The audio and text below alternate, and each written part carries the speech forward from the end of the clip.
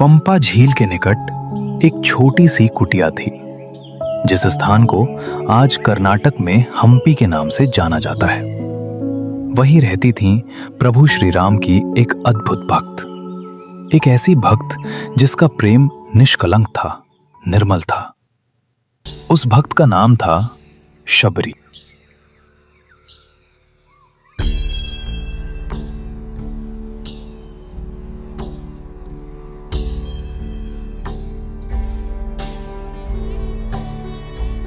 हर सुबह शबरी जंगल में जाती, वहां से मीठे मीठे बेर तोड़कर लाती और बड़े प्रेम से उन्हें संभाल कर रखती।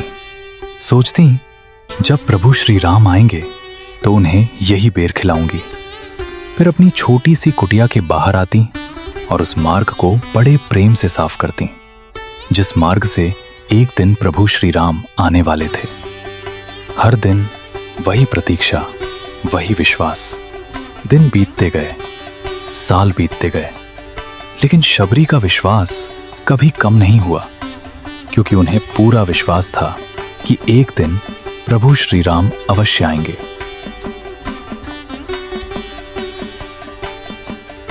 पर क्या आपने कभी सोचा है कि आखिर शबरी के इस अंतहीन इंतजार के पीछे कौन सी कहानी छुपी थी? कैसे एक साधारण सी स्त्री का हृदय इतनी गहरी भक्ति से भर गया? क्यों वो हर दिन प्रभु श्री राम के आने का मार्ग साफ करती थी? इस प्रश्न का उत्तर छुपा है उनके अतीत में, एक ऐसी घटना में जिसने शबरी के जीवन की दिशा ही बदल दी। तो आइए चलते हैं उस समय में जब शबरी की भक्ति की शुरुआत हुई थी। रामायण और पुराणों के अनुसार माता शबरी का जन्म भील समुदाय की शबर जाति में हुआ था। उस समय उन्हें शबरी के नाम से नहीं जाना जाता था। उनका बचपन का नाम था श्रमना। कहा जाता है कि उनके पिता का नाम अज था और माता का नाम इंदुमती। बचपन से ही श्रमना का स्वभाव अत्यंत शांत और सरल था। उन्हें पशु पक्षियों से भी बहुत प्रेम था। उनके हृदय में करुणा थी और मन में एक अद्भुत पवित्रता। मानो बचपन से ही उनका हृदय किसी दिव्य मार्ग की ओर बढ़ रहा था।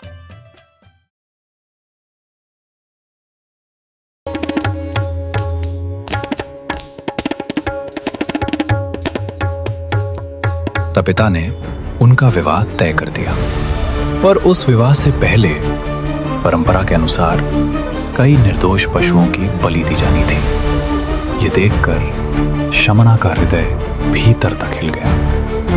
जिन पशुओं से उन्हें इतना प्रेम था, उनके प्राण लिए जा रहे थे और शमना ने एक बड़ा निर्णय लिया। उन्होंने उस गांव को हमेशा के लिए छोड़ दिया। जंगलों और पहाड़ों से होते हुए अटकती हुई वो पहुंची महान संत ऋषि मतंग के आश्रम में। वहीं से शुरू हुआ शमना के जीवन का एक नया अध्याय। लेकिन एक दिन वो समय भी आ गया जब उनके गुरु अपने अंतिम क्षणों में थे। तब जाते जाते ऋषि मतंग ने शबरी से कहा, शबरी, चिंता मत करना, एक दिन स्वयं भगवान श्री राम तुम्हें दर्शन देने यहां अवश्य आएंगे। बस फिर क्या था, माता शबरी राम नाम जपते हुए हर दिन प्रभु श्री राम के आने का इंतजार करने लगी। और एक दिन वो पावन क्षण भी आ ही गया। आखिर भगवान राम के दर्शन हो ही गए।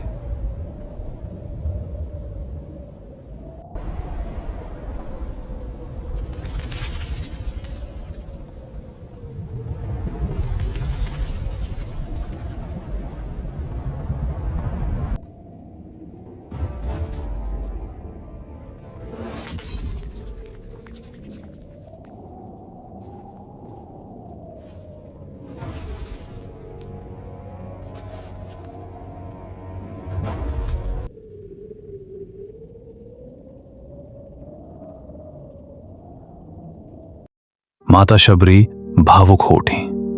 वो कांपती हुई आवाज में कहने लगी, प्रभु, ये आंखें तरस गई थीं आपको देखने के लिए, और आज आप सच में आ ही गए। सारा संसार कहता था कि प्रभु कभी नहीं आएंगे, पर मुझे विश्वास था कि मेरे राम एक दिन अवश्य आएंगे। माता शबरी ने प्रभु श्री राम को बेर अर्पित किए और बोली, प्रभु, मेरे पास आपको खिलाने के लिए कुछ भी नहीं है, बस ये बेर हैं जिन्हें मैं रोज चख कर रखती थी, ताकि जब मेरे प्रभु आए तो उन्हें केवल मीठे बेर ही मिले। भगवान श्री राम मुस्कुराए और बोले, माता, ये केवल बेर नहीं है, ये तो आपके प्रेम और भक्ति का प्रसाद है, और ऐसा प्रसाद मेरे लिए अमूल्य है।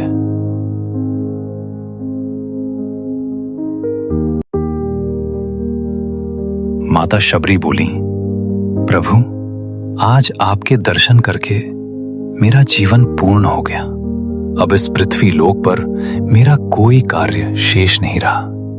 मेरा जीवन धन्य हो गया। कहा जाता है कि प्रभु के चरणों में अपना सर्वस्व अर्पित करके माता शबरी ने उसी क्षण योगाग्नि द्वारा देह त्याग दिया और परम धाम को प्राप्त हुई। माता शबरी की ये कथा हमें सिखाती है कि सच्ची भक्ति में न जाति देखी जाती है न धन। प्रभु को केवल सच्चा प्रेम और विश्वास ही प्रिय होता है। अगर वीडियो पसंद आई हो तो चैनल को सब्सक्राइब करें, वीडियो को लाइक और शेयर करें, और कमेंट में जय श्री राम लिखना ना भूलें।